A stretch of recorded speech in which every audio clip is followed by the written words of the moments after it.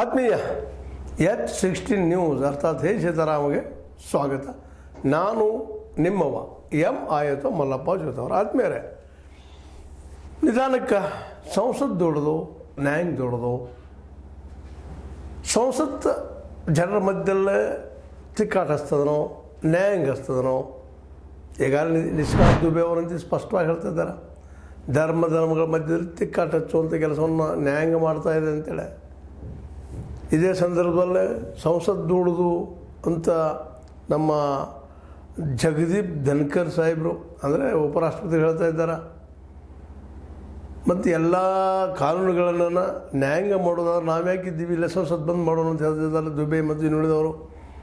ಅದೊಂದೇನೋ B J P ದೂರ ಸರಿದ, ಇಲ್ಲಪ್ಪ ಅದಕ್ಕೆ ಸಂಬಂಧ ಇಲ್ಲ ನಮಗಂತೇಳಿ. ಬಟ್ ಆದರೆ ಇವೆಲ್ಲ ಜನ ಈಗೇನು ಮಾತಾಡೋದು ಜನ ಮೂಲತಃ ಬಿ ಜೆ ಪಿಯವರು, ಆರ್ ಎಸ್ ಎಸ್ದವರು, ಅಲ್ಲಿಂದ ಬಂದಂಥವರು. ಇವತ್ತು ಅವ್ರಿಗೆ ಒಂದೇನೋ ಮೆಜಾರಿಟಿ ಸಿಕ್ಕದ, ಒಂದು ವಿಚಾರ ನಾವು ಮಾಡ್ತಾ ಹೋಗೋಣ ಈಗ ಸುಮ್ಮನೆ.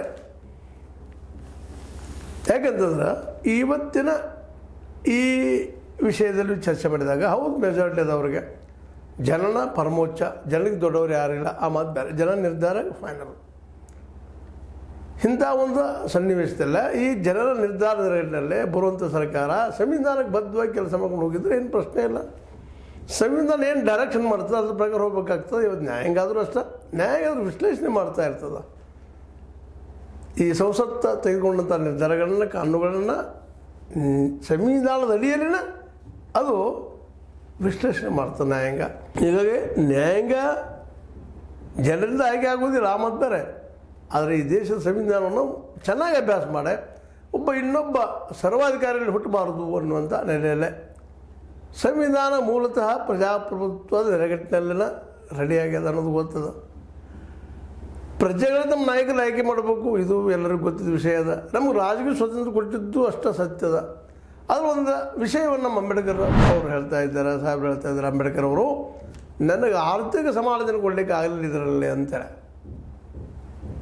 ನಾನು ರಾಜಕೀಯ ಸಮಾನತೆ ಕೊಟ್ಟೆ, ಆದರೆ ಆರ್ಥಿಕ ಸಮಾನತೆ ಕೊಡಲಿಕ್ಕೆ ಆಗಲಿಲ್ಲ.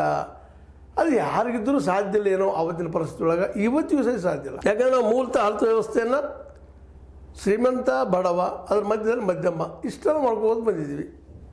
ಶ್ರೀಮಂತರು ಬದುಕಿದ್ದಾರೆ, ಬಡವರು ಒಂದು ಬದುಕಿದ್ದಾರೆ. ಬಡವರಿಗೂ ಶ್ರೀಮಂತಿಗೂ ಒಂದೇ ಓಟು.